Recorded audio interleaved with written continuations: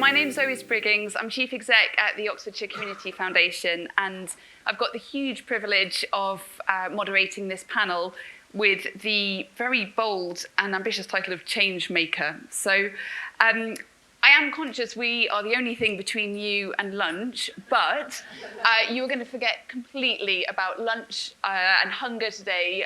We're going to be so fascinating, but only if you ask amazing questions. So please be sitting there thinking what question you're going to ask. So I've got two panel members today. Really sadly, Dominique's not able to join us, but she's going to introduce herself by video and still offer a few thoughts and reflections, because we had put a little bit of thought into what we were asking, so she has had a chance to develop some thoughts there. But today, I'm really pleased to say I'm joined in person by Roger Harding, who I did tell them both, they've got loads of prizes and honours, and you've got to read them in the programme. But I will just tell you that Roger's director of the Round Our Way campaign, really focusing on elevating working class voices in the climate debate. And that builds on an extensive career working on homelessness and youth as well.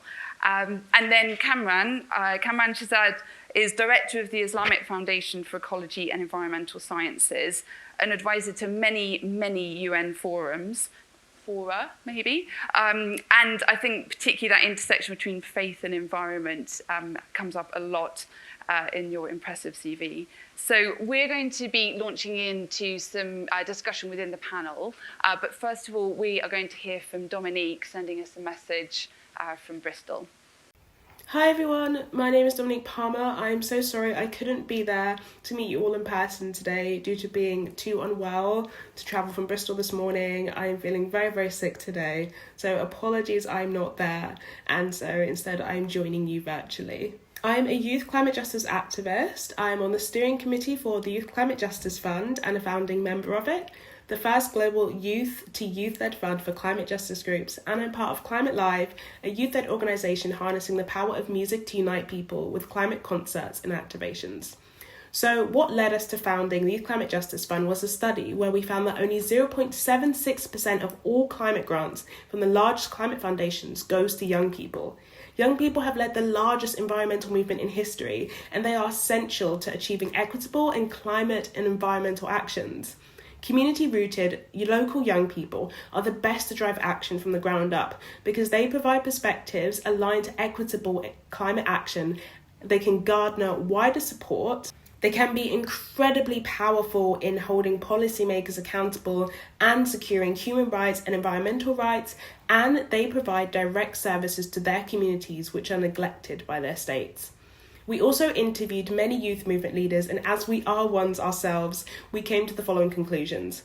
Young people get very little support for leadership and capacity development. There's a lack of safety and security measures, a lack of well-being, convening support and resilience tools, and a lack of trust with funders, often grantee-grantor relationships as opposed to partnerships. There's also unrealistic measurements of success in reporting that does not align with the outcomes and achievements of youth movements, and funding is often never multi-year, flexible, or accessible. So we fund a range of incredible youth-led initiatives, organisations, and solutions. So why are we called the Youth Climate Justice Fund? Because the climate crisis has disproportionate impacts on marginalised communities in most affected countries. A history of inequalities and colonialism has dictated who is allocated the resources to mitigate the crisis and who has been left to bear the brunt of it. Funding just-led solutions is funding climate action. Climate and nature work is not separate to society. To fund climate is not just an additional thing or additional work, but it is integral to whatever your missions are.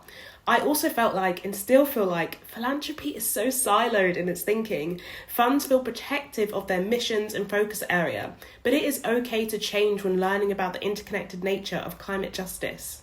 Climate action leads to better health outcomes, gender equality, lower numbers of poverty, more empowered citizens, including youth involved in decision-making, art that makes an impact, access to a healthy environment, increased biodiversity, and the list goes on and on. Especially if you're also working with young people, now is the time to be working on climate. And for me, joy is also a really big and important part of building hope and resilience. As I mentioned, for young people, there is a well-being gap. For a lot of us, we are told about how inspiring we are, but we had to figure a lot of this out without support. And we are at a crucial point where young people need the support more than ever. I also want to mention that building hope and joy for climate action can also be done through the arts and culture. Arts and cultures offer to capture people's imagination around the climate crisis is such a big opportunity.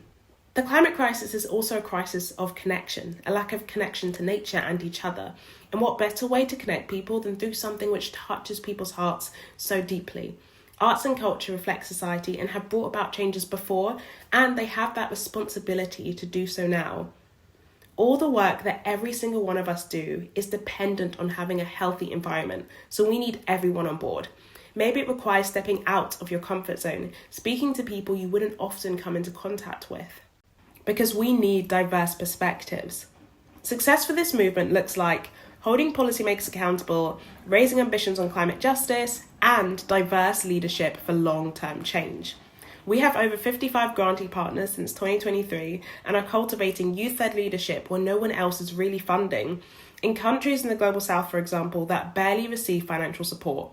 For example, we fund the Climate Activist Defenders. That ensures the mental and physical safety of youth activists.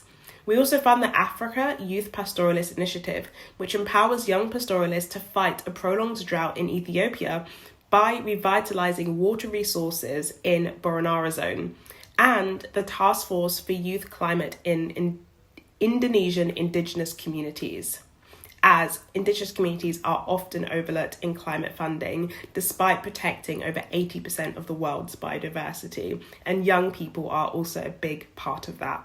So we fund globally all across the world, and we also provide tailored advising to philanthropic partners to inform funders about the power and needs of youth climate movements, even through free support and convenings to funders who are interested in starting to give their support to youth-led movements.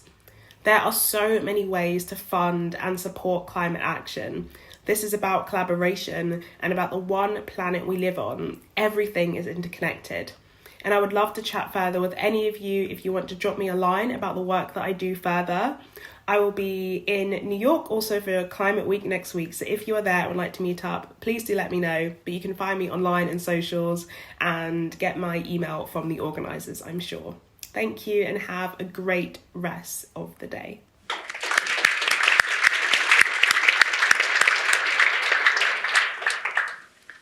Amazing. Well, I think big thanks to Dominique for making that while she's feeling unwell, and to ACF for making sure that we didn't miss out on her being part of the panel in one way. And I'll see if I can keep coming back to some of the things she said. So something that I wanted to ask both of you to begin with is, Dominique clearly, as a youth activist, has got involved in climate change sort of pretty early in her life and career. But I'd love to know sort of at what point and why you both got involved in climate, when it started to feel relevant to your work. And maybe, Roger, do you want to start? Yeah, happily. The honest answer is really late.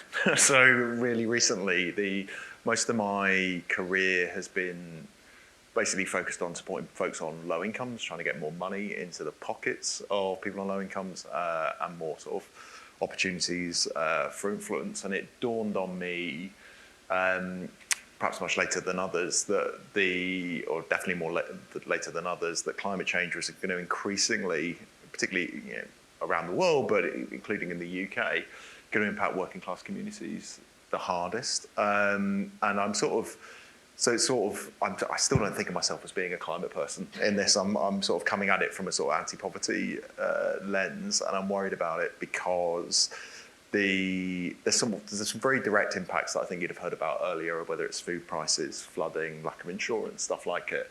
But I'm also really worried about a situation where the climate impacts are going to create circumstances in the UK and elsewhere of a lot of instability and a lot of scarcity and a lot of thwarted entitlement. People aren't going to necessarily have the lives that they thought they were going to have. And I think those are really difficult conditions for winning change on probably any of the issues that any of us are working on.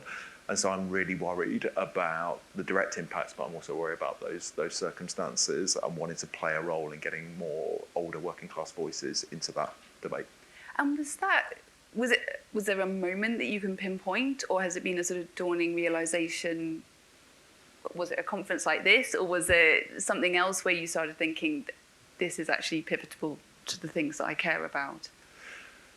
I think, annoyingly for the narrative, there's not an epiphany moment. I should develop one for my TED talk. But I guess so gradually dawned on me, but there was one particular bit, or like a few moments when my previous job was working at Reclaim, supporting working class young people across Greater Manchester to do awesome campaigns on issues that they cared about. And a lot of people during that period were talking to me going like, you must be doing loads on climate because of the school strikes and all that kind of stuff. And I was like, I'll be honest with you, it barely comes up as a thing. We're not doing very much on it at all. And I spoke to some of the young people at Reclaim about that, and they were like, they weren't opposed to it. Basically, it wasn't top of mind. Like cost of living was top of mind. The job situation for their parents, their housing situation, their future prospects, knife crime, other stuff was top of mind. Not this, but they weren't opposed. Whereas, like speaking to some of their parents or grandparents, there was slight hostility about it. Of like to be into climate change is to basically adopt a whole lifestyle choice and stuff like it. So that started to get me interested about. Yeah, the impacts on older working class folks, and particularly how we get those voices into the debate. That generational difference. And yeah. Cameron, what about for you? Was it a really early or a later thing? I thought it was a later thing. Does anybody remember a record of achievement that schools used to give? So I finally managed to have a look at one. My wife actually said, Cameron, you've got lots of green and gardening certificates from school that I hadn't realized that I was into. My journey actually, as a British Muslim, our community is very generous in donations. We tend to donate, I think every year the Muslim community donates approximately £1 billion for charitable causes. And I think that's likely to rise to 4 billion by 2050. So there's many Muslim charities out there who do overseas development and aid work. So I got myself involved with a charity working in South Asia, Africa. And that's where I sort of saw my moment where we were happily spending hundreds and thousands of pounds, if not millions, on water wells, on livelihood projects. But I could see that these things don't last very long because it's very much related to the natural environment. You can build as many and dig as many water wells, but if there's deforestation taking place, the aquifers will dry out. You can do food security projects, but if there's no ecological preservation, there's not pollination taking place and food security. And that sort of helped me on my journey to think, actually, I need to start looking at this very differently. And then when I talked to the Muslim charity sector at that time, it wasn't something that was understood really well. So I then took a sabbatical to study at university a bit more. But also because I'm involved in my local mosque, when I talk to the local worshippers around oversee climate change issues, but then I very quickly realized that the same issues that impact people abroad also impact communities here, just in a slightly different way. Our communities face air pollution issues, health inequalities, low literacy rates, access to good quality food, but it's all tied into climate change and environmental justice issues. So that became another angle for me to be able to relate. And that became a journey in itself. And because those communities are from communities abroad who are impacted by climate change, whether it's the Afro-Caribbeans, Africans, South Asians, or Asian communities, it's easier to have those conversations, especially in communal settings. So that's where my kind of journey has become. And my local mosque has become my guinea pig, where I can try out different behavior change models. See what works, what doesn't work, what language works, what doesn't work. I was about to ask a really trite question about, also, it sounds like it almost started think about climate globally, and then you brought it down locally. But I guess to your point, people have family often all over the world and care about global issues. So it sounds like actually the two are very linked. But were you thinking more abroad to begin with, and then thinking, what does it mean in Birmingham? You do I'm from Spark Hill in Birmingham. You'll either know it as Peaky Blinders territory or Citizen Khan, one of the two. But it's a sort of community that's been traumatized for decades. But for someone who's born and brought up in the 80s, you become desensitized to the trauma. It just becomes normalized that you don't even see it as a trauma until somebody points it out or you start learning more about these things. So yes, initially it was more of an overseas issue. But then very quickly you start to realize, actually, no, this is impacting us too. Mm-hmm. Well, so I was really keen to understand sort of your journey, but then obviously so much of what we're talking about today is what does it mean for an entire society and definitely community to go on that. And maybe starting with your guinea pig mosque or elsewhere, I'm really keen to hear a bit more about what you found as the most effective ways to talk about climate environment with the people that you work with or serve, or the people you want to. Like, what's the way to get that conversation going constructively and helpfully? So I found the faith angle a very interesting way to start this conversation for a number of reasons.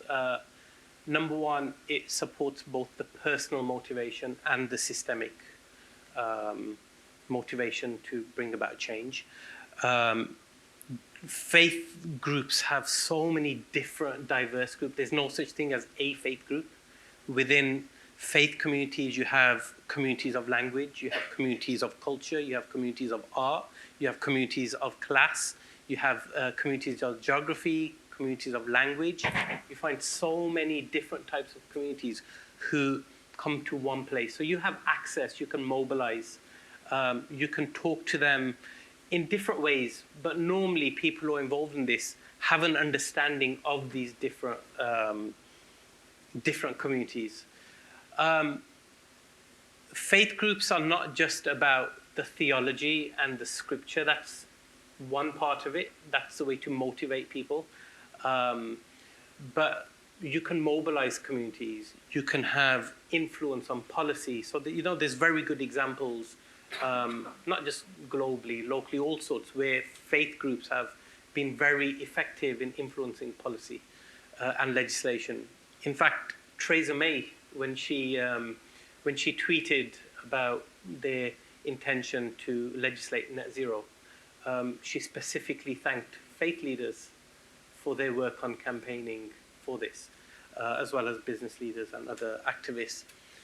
So there's a growing space that's growing and expanding, and more people are being involved. And you have community influencers, not just the faith leaders, the imams or the priests or the pundits, but also the community leaders within that, the uncles and the aunties and the credit union people who run various different, but it's a central hub. And when we were talking earlier, you mentioned about your imam who sort of stood up and said, I'm not quite sure about this retrofit thing, but so how have you found it helpful to work with someone who sort of wants to go on that journey and is respected in the community to do that? I mean, someone like the imam or any faith leaders, it's important to make them part of the journey and not necessarily to have them as spokespeople. So quite often where we get it wrong when we turn up to a faith place and say, can you, is not to give them a script to read and say, give statistics and this is what's happening, is ask the faith leaders to be part of a journey so that what they're learning, the challenges they're going through, they're relating that to the congregation so that they feel a part of it. So two examples I'll give you. One was in Balsall Heath in Birmingham. We have been successful, the faith leaders, faith communities, in bringing retrofit into our communities. And although people think, well, what's that got to do with faith groups? But it's 700 homes and those families are using our faith groups, so we can get them to sign up, because it's important that we convert our housing stock if we're going to meet our net zero. But our faith leaders, in particular an imam, when he will talk about this on Friday prayers, he won't say, hey, net zero targets and we have to do air source heat pumps and solar panels. If I recall, the imam said, I don't have a clue what retrofitting is, but it seems really interesting and we need to do it because this is a form of worship. And we need to improve the state of our community because this is all our collective effort. And then that becomes a conversation afterwards when people come and talk to the imam and say, well, how can we get involved? What's going on? When can we come back? Will you be with us when we are having our house assessed? Same with during COP26. The imam will make a prayer, a communal prayer. Oh, imam, oh God, please give guidance to the leaders to make the right decisions. And that becomes a form of conversation afterwards. And then that conversation starts and that snowballs into something different. Okay. Great. And then, Roger, you were saying, though, you were having people saying, well, I'm actually worried about sort of bills going up and that sort of thing. So how do you bring something that can feel as big and future? And Julia was saying earlier, like people struggle with something that is a probable thing or a future thing when people have got really urgent economic challenges right now. Mm-hmm. So as I was sort of referencing earlier, I guess like my route into this is me caring about folks on low incomes, chiefly because I grew up on a low income, and that's lots of people have really good philosophical reasons or other reasons for doing what they do, and like mine's a really practical one of getting more money in the pockets of people like my mum, and therefore when you start with that, I think that helpfully gets you to a place of actually a better communications approach than if you start with instead going, right, climate change, how do we make that more engaging? And then you do a slightly weird brainstorm about, like, we'll get some celebs in or whatever, rather than going, what do people care about? And is there any climate links to that? And let's start talking about that. So what we do at Round Our Way is that we try and highlight to people the impact, the disproportionate impact that climate change is having on working class folks, particularly older working class folks. And then we try and get more of our voices into the media and political debate on it. And because we start through that lens, we're doing loads of stuff, and we get, pleasingly, lots of coverage in the tabloids, on broadcast news, local radio stations. We're doing some interesting stuff with influencers about food prices going up. We've done loads of stuff on that, in particular, like the ingredients for particular meals. We've got a lot of coverage about like chicken tikka masala prices going up. We did some stuff. Climate change makes potholes more likely. Probably the biggest story we have done. We still get tons of coverage. You're laughing, but that's why you voted for your local councillor. They promised. And loads of people wanted to talk about it, and we could highlight that. And it was a way into talking about flooding and other stuff. We have highlighted the impact that heat waves are having on older people, but we've also highlighted the impact that it's having on people's dogs. We've done some stuff about how people are struggling in schools because of the warmer temperatures and in care homes. But it's always through that, like climate change comes in, that's the end of the sentence rather than the beginning of it. I think that's our best shot at making that engaging. And as I say, hopefully that's how I think about it. And I think that's how most people actually think about this. And do you find, I guess maybe you don't find pushback because you've engaged in a way that's relevant, but do you ever get a pushback saying, when you bring climate in at the end of the sentence to someone saying, but there's bigger challenges right now, there's inflation. Did it become harder during inflation to talk about this kind of stuff? I mean, it's still with us, obviously. Often not, because by and large, the spokespeople for, if the people involved in our work are people experiencing this themselves. It's a very genuine, authentic thing. And people that, are not challenged, who are you paid for type stuff doesn't come up in that kind of way. So we don't tend to get it, but I'm worried about that in the future. I'm worried, there are a lot of people out there trying to use climate change to sow division and dissent. We've seen the beginnings of that in the UK. We see a lot of that in the US. Some of you may or may not be aware that the AfD in Germany, the sort of far-right party in Germany, have used climate change, not because they think people care about it, because of the opposite. They're like, there's this group of politicians, they're talking about issues that you don't care about, like the climate change, and they want to spend a load of money on that rather than the stuff that you care about. And I worry that some of the climate conversation in the UK makes us susceptible to something really similar, and makes that easy, because we're starting about climate change, having a conversation, as you say, using a lot of jargon, rather than by starting where people are and the issues that people care about. Yeah. And getting more relatable voices into this debate. So on that, and thinking then a bit more into, so what's the role of philanthropy? I'd love to hear from both of you around, so what are the activities that are really worthwhile? And I'm particularly curious, maybe Cameron to start, sort of, do you always mention climate? You know, when you were talking about retrofits, is it important to weave that in, or can you stop at focusing on the activity, or philosophically, is that important? Yeah, it's a good question. I just want to touch briefly on what Roger said. In communities, there's a huge trust deficit because of the political discourse that we faced around, well, in the UK, definitely in the last 5-6 years. So people do not always necessarily trust what they're being told, even by the experts.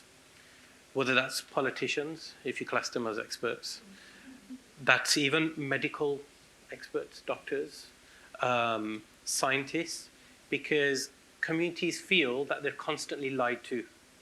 Now, you may call that conspiracy, and some of it is grounded in conspiracy theories, others genuine concern.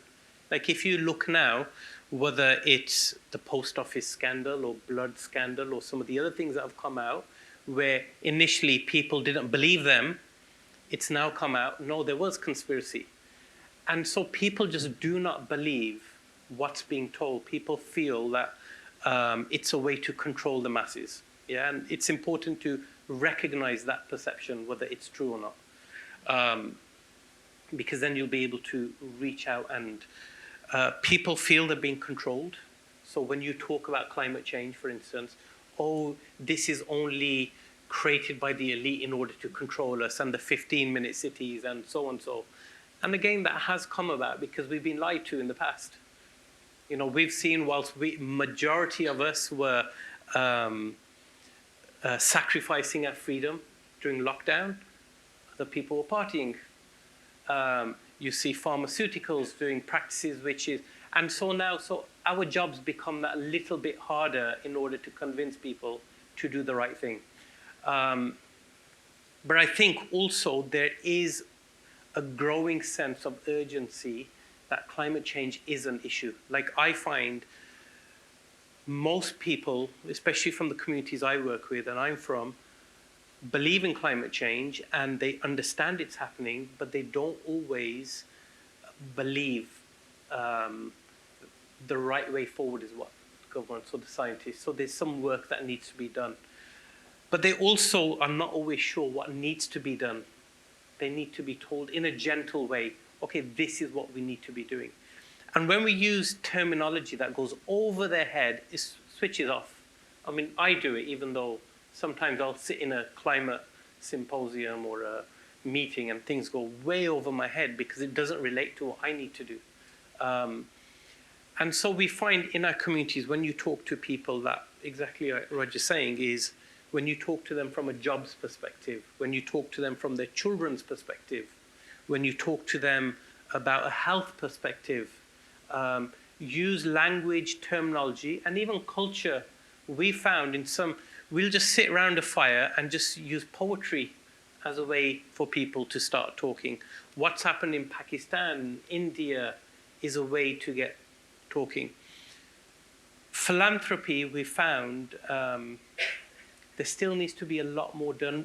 One, we need to, like if I was to internally, faith-based NGOs need to start supporting climate change activities more and not just international aid and development. I think there's a lot more conversation that needs to happen around that. We've had two very good examples of, if I'm allowed to name them, Joseph Rowntree Charitable Trust and the Esme Fairburn, who have given significant funding on faith work, to work on climate justice and on communities. That's a start, because faith groups are normally seen as, oh, we want to keep a distance from faith groups, and I'll touch on the challenges on that later. But they have been brave and had some, I know I was involved in one of those, and there have been some difficult conversations. But we're grateful that we're able to have those conversations and be brave about the type of work that needs to be. So I think it's a growing movement, but we need to be very patient, and we need to bring people along with us. And this sense of urgency, I think, needs to stop. I know there is a sense of urgency, but the moment you start telling people what to do, we do the opposite. And especially communities who have been, again, traumatized. For us, there is no urgency. You know, our communities, our life expectancy is 60. We get to 60 and we're happy. So when you start saying to people, oh, the planet's going to die in 12 years' time, it's like, yeah, so what? Yeah. Is it really, we keep getting told this will happen and that will happen. It's a slow process too. And I think when we were talking earlier, I think you mentioned about maybe another project where there was a sort of less than 1% given to community engagement. And maybe sort of, Roger, it'd be good to hear from you. When you were talking to people who maybe aren't used to actually being respected and involved in any policy decision, and definitely climate, sort of, how long do you think it does take? So what funding is needed really for that process of engagement and consultation to get the result you're hoping for? I guess, first of all, again, back at what Cameron just been saying, I think it is needed. I think there are some issues where there is just a really clear business case for doing it regardless of climate change, as I think was being mentioned earlier around, say, power generation and stuff. And I'm not a policy expert in this, but what policy experts tell me. But there's other issues where, unless you understand the impacts of climate change and care about it, I'm not sure that you're going to go along with it. We've got some quite ambitious targets in the UK coming up of the banning of the sale of new petrol cars in a few years' time, about an incredible ramping up of heat pumps. An awful lot of members of the public, a significant majority, couldn't tell you what a heat pump is, and yet the targets are that we'll be installing over a million of them per year in the not too distant future. Unless you explain the climate bit of this, as you're saying, why the need for all this urgency? If these electric cars are so good, why are you banning petrol ones? And all this kind of stuff. So I think we have to do that. That storytelling is going to be incredibly important, because the business case alone isn't going to... Just on that bit, when we were talking previously, you said that you were in it was a workshop focus group and sort of talking about EVs and so on. And yeah, where do you feel we're at the moment with that discussion and feelings towards it? I guess, yeah. I mean, if you're struggling to get to the end of the week or the month, and a lot of the conversations about, say, transitioning to EVs feel really distant, feel expensive, the branding of eco stuff and climate change, eco stuff in the supermarket tends to be the stuff that is more expensive, tends to be more middle class. Speak to my mum, it tends to be the stuff that doesn't work very well. Compared with the other stuff. And when I've tried my bit around the house, and she's like, "What is this? It doesn't work." When people close their eyes, I'd imagine if you close your eyes and imagine someone who does a lot of work on climate change or is really passionate about climate change, you're not picturing the people that we're working with around our way, and that's what we're trying to change as part of this.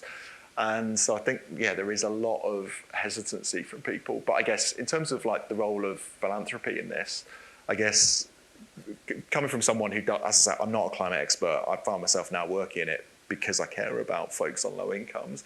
And a lot of you won't be working in climate fields, but I think you're more important rather than not on this, because the issues that you're working on are probably more important to people than climate change at the moment. And also, climate change is really going to rear its head on all of the issues that you work on, either very directly because of climate impacts or because of the political conditions that it's going to set that's going to make that work very difficult in the future. So I think it's going to be really important for people to do that. And then I think I guess one other thing in terms of like the role of philanthropy that I'm personally really interested in and passionate about is insofar as I understand the technical bits of climate change, like a lot of the technical solutions involve huge amounts of money. So even if we pulled all the money in this room, like that's not going to pay for us inventing new types of batteries or heat generation or whatever it is. So I don't think the money in this room and elsewhere is best spent on those technical expertise. And I think the policy is actually fairly straightforward to get your head around.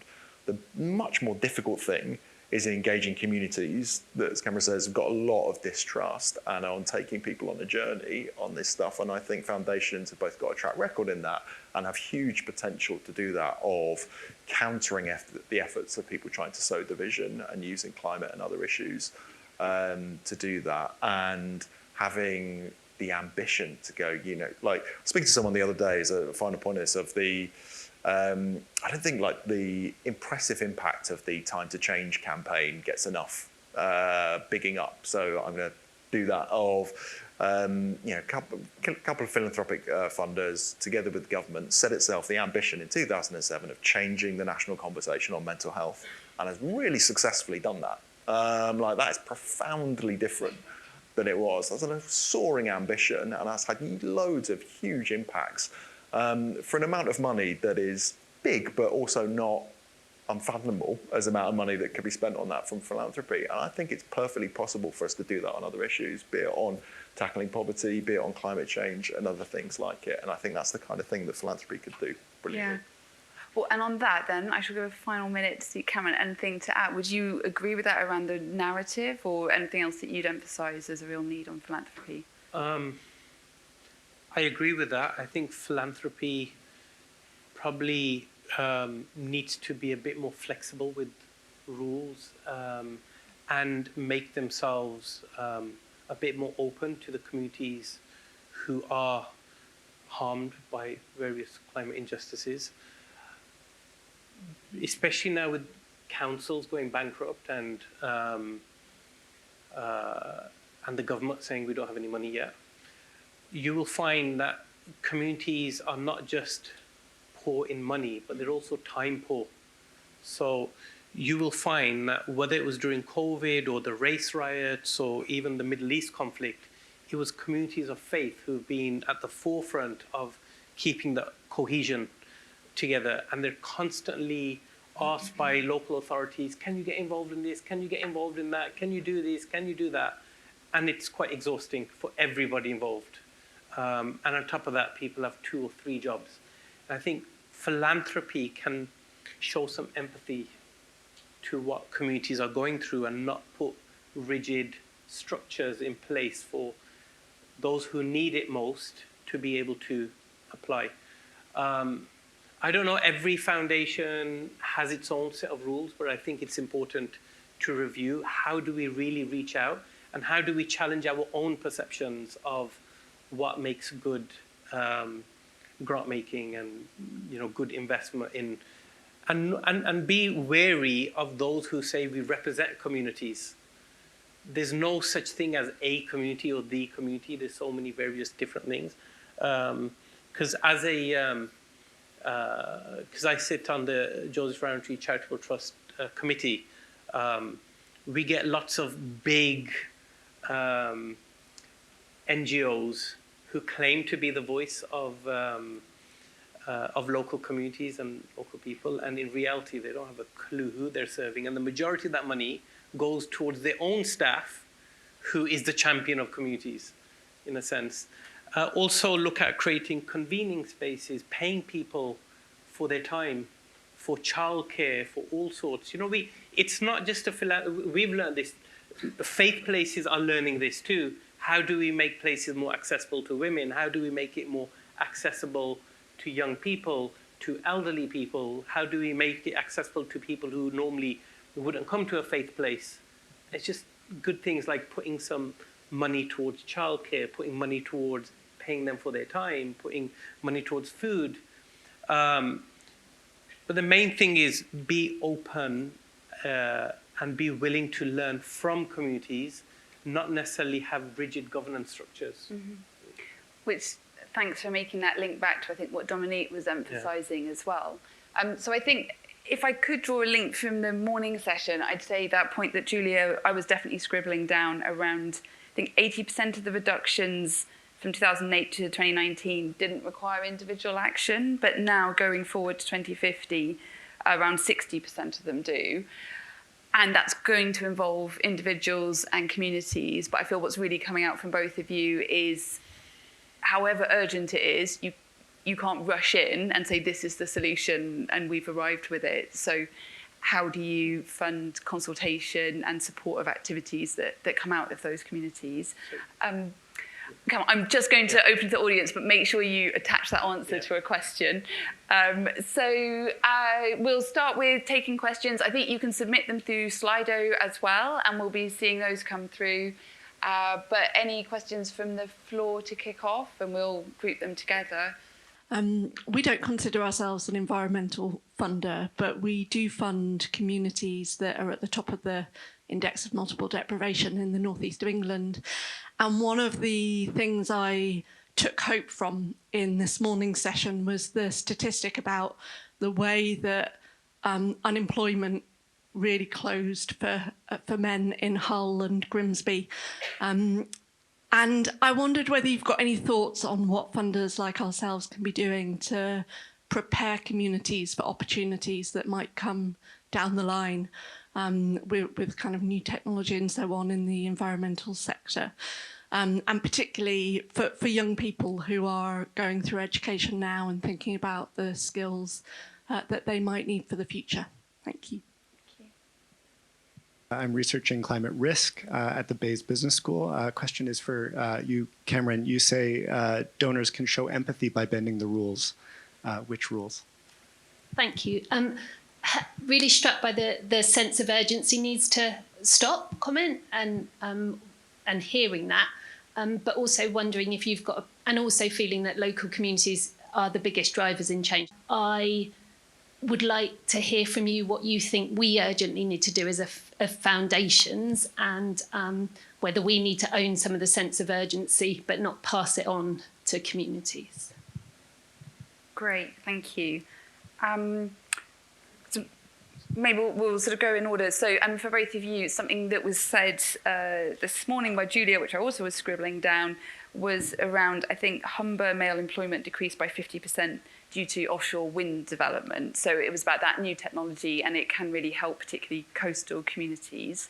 But I am also thinking of some of the news stories around the steelworks and the decarbonisation and what that means for job losses. So I'd love to hear from both of you about, your thoughts around preparing, supporting communities around this sort of technological shift and the winners and losers from that. But maybe Roger? Yeah, happily. Thinking particularly about the Northeast, I'll come back to the jobs bit, but the election that we've just had, and obviously like the headline story is around the gains that the new Labour government has made, but underneath that of the rise of different parties coming second in a lot of places, and in about 40 seats around the country, the Greens came second and made huge strides where not all votes for the Greens will be about climate action, but nonetheless there'll be a lot of people there that are demanding a lot more pace and urgency and action on that stuff. And in about 80 seats, Reform came second, and Reform's messaging is very different on that. Is often saying, look, there's an elite that talks about stuff like climate change and uses this kind of culture war strategy of going like they're interested in stuff that you're not interested in, like climate change, like tackling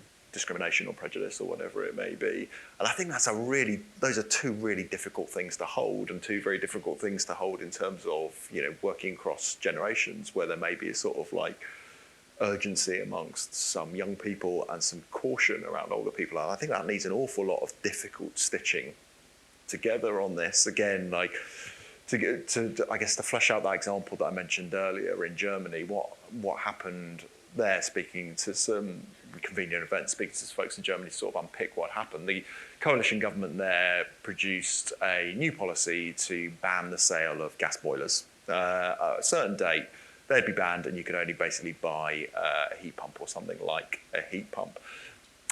Put in place some subsidies, but not enough subsidies to make those cheaper, and pushed ahead with the policy, and then faced an enormous backlash from the German tabloids, and particularly amongst older people's organisations. So like the German equivalent of, I guess, Age UK, really railed against this. And the difficulty there of a coalition government that had the Greens in it really pushing for as much ambition and urgency as possible, a Treasury that didn't have enough money, so didn't back it, the ambition with the money that was needed for that ambition, and then older people who are just not sold on the business case of like someone, a policy one coming along of like, technically over the life cycle of this heat pump over 10 years, this will more than make your money back, and like busily explain that to someone who's 77. Who's got that sort of like, you know, like sense of humour of a typical 77-year-old. Like, not sure I'm going to be around there for the full life cycle of this, and I really don't want people in my home ripping out stuff in what could be my final years in this home. And it just sort of blew that apart, and the government had to backtrack. Their approval ratings went through the floor. AFD jumped on the back of it, and I think it's a real warning sign of the kinds of things we could have in the future. But on the more positive side, as I say, like, you know, particularly if you're really rooted in the northeast and know it well, like the ability to stitch that stuff together, I think, is really powerful. As well, and try and stitch together the stuff around jobs as well, that there are huge opportunities there, but it's going to be incredibly difficult to make those transitions, to make sure that the people who've got the carbon intensive jobs at the moment end up with the jobs in the green economy, given the scepticism of a lot of communities, particularly in the northeast, but elsewhere, that the last big transition around coal mining was not handled, obviously, well, to put it incredibly lightly. It's just, you know, we're sort of back to that question of you've got to recognise there's a deficit of trust and some historic actual experience of economic change. So, yeah, it's just huge mistrust. Like, I now live in a bit of Scotland that,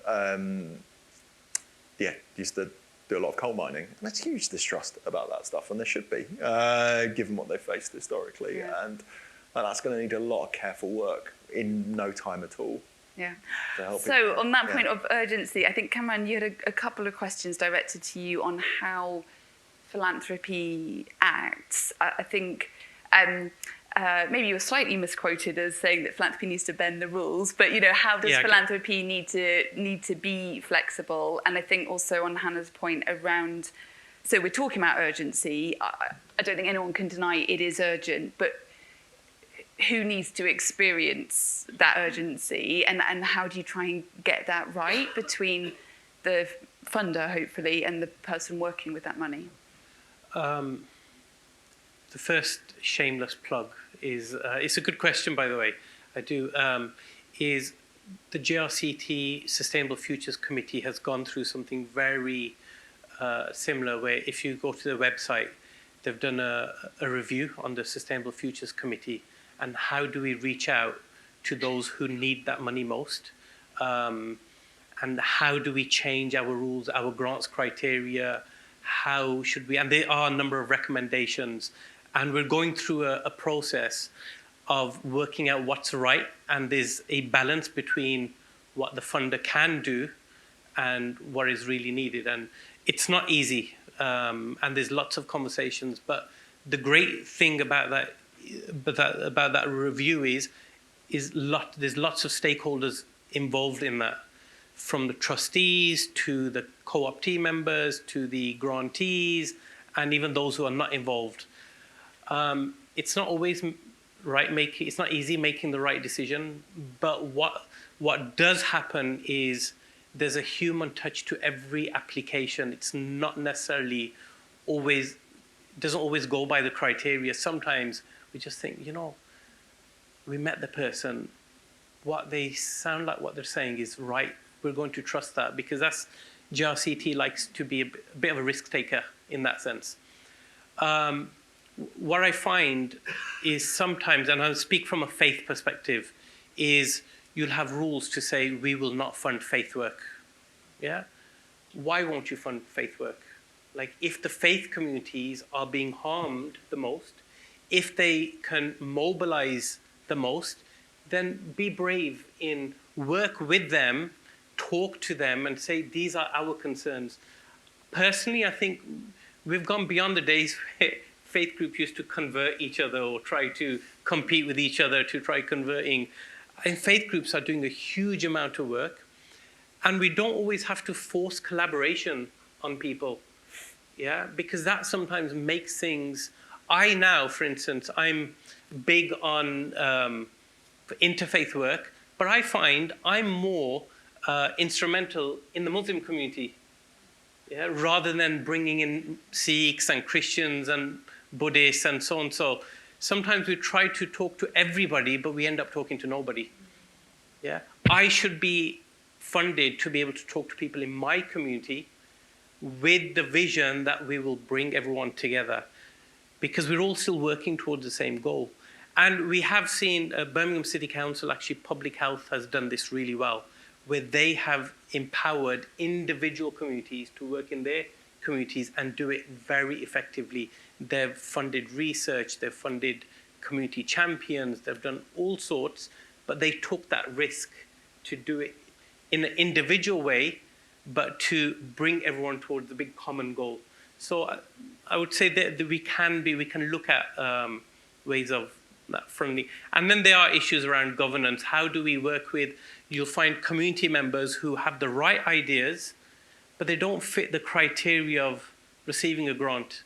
So how do you work with them to still fund them in a way that still protects both, but that becomes individual conversations?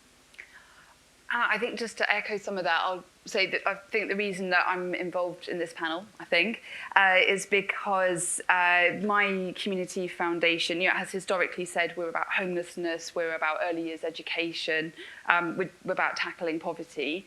And I joined from a career in climate, but sort of climate with social justice. And I think what's been really important for us is launching a fund that was our first one around environment. It was called Thriving in Nature, but it was completely badged as being helping people get jobs, skills, and health benefits from green space. But simultaneously, it was our first round where we did multi-year funding. We funded core costs. We did not impose a metric on anyone. We said, you tell us what success looks like for you, and then we will fund it against that basis, which was challenging because it's really nice having one metric that you can apply across all your grantees, but that's not actually nice for the grantees. So I think that has also been a way of saying climate and environment is a way to rethink just how you do things for the better. Anyway, that was my tuppence. Anything on Slido that you want to throw in? Yes, some great questions coming through on Slido. So we've got, how would you tackle the toxic media narratives to ensure people can engage in a relevant and positive way rather than a lefty privileged reserve?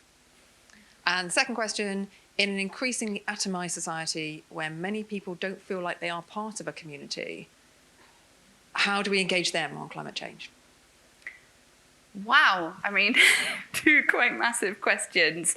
I'll let you each take your pick of what you prefer, but I guess, so if we're wanting to tackle climate change, but recognising a toxic media narrative to sort of fight against in some quarters, but I don't know if you want to take that as social media, sort of mainstream media, but also what if people just don't feel part of a community, they just feel like an individual?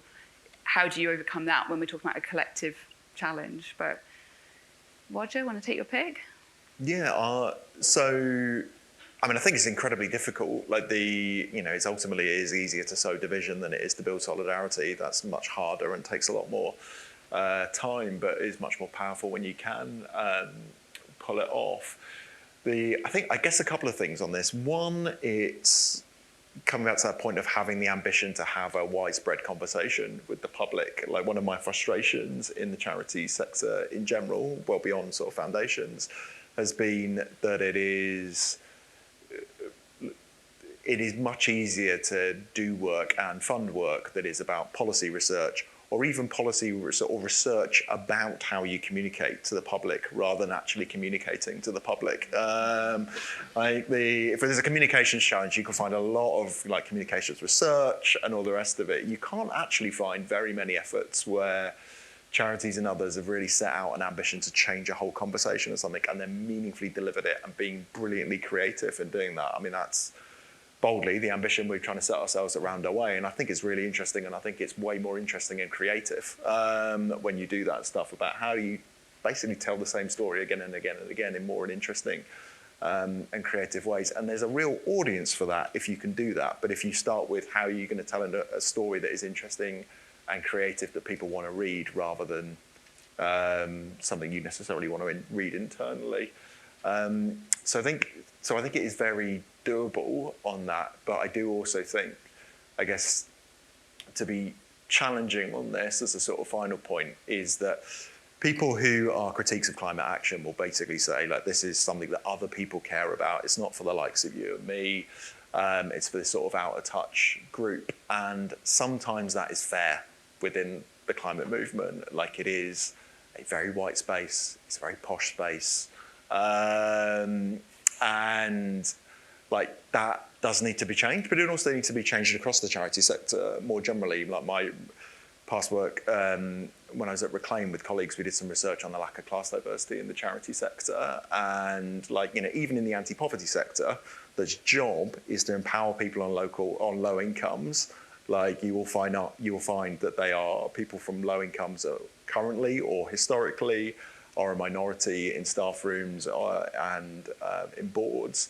And like when you speak to folks from working class backgrounds in those organisations, they think many of the programmes that their organisation works on are not as effective as they could be because of that lack of diversity in the room, as well as lack of diversity on race, disability, and other forms of prejudice as well. And like, it would be odd, say, to have, say, the BMA, the British Medical Association, to not have a majority of doctors on the board or in the staff or whatever. We would look at that as a slightly strange organisation trying to stand up for doctors. And I think we need to increasingly look at organisations that are trying to champion people on low incomes or whatever issue is that you're working on and try and change that. And that's difficult, but it's going to be very necessary, because otherwise some of those attacks will stick on climate and other issues, and they will deserve to. And I think that is such a good point too. So I was discussing with another delegate here that I think sometimes people might say, oh, well, we've been really busy working on mainstreaming inclusion through our foundation, and like, wow, now climate's a whole other thing. But I guess to your point, you arguably can't fix one without the other. They entwine a lot. Cameron? I'm not sure how to fix the media. That's outside of my pay scale. But I feel the power of storytelling is really important, and narratives and success stories. We have control in our own hands now, like through social media, WhatsApp, those sort of.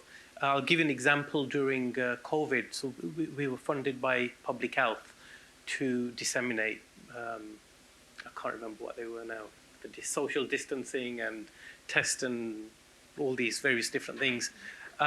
So we had money to go to radio stations, TV, and we thought, no, we're not doing that. So we did storytelling from local people at home. Make a small video. How are you doing social distancing? What are you doing?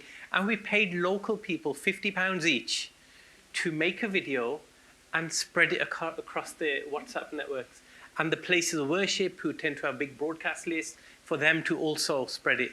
But that went a lot more viral than, say, a newspaper or a radio advert, because storytelling is so important, but do it in a way that's not preachy. And we find, even with faith leaders, that when you're preaching from the Bible or from the Quran that thou shalt not do this, it goes in one ear, comes out the other. But when you tell people narratives and stories and journeys, people buy into that more.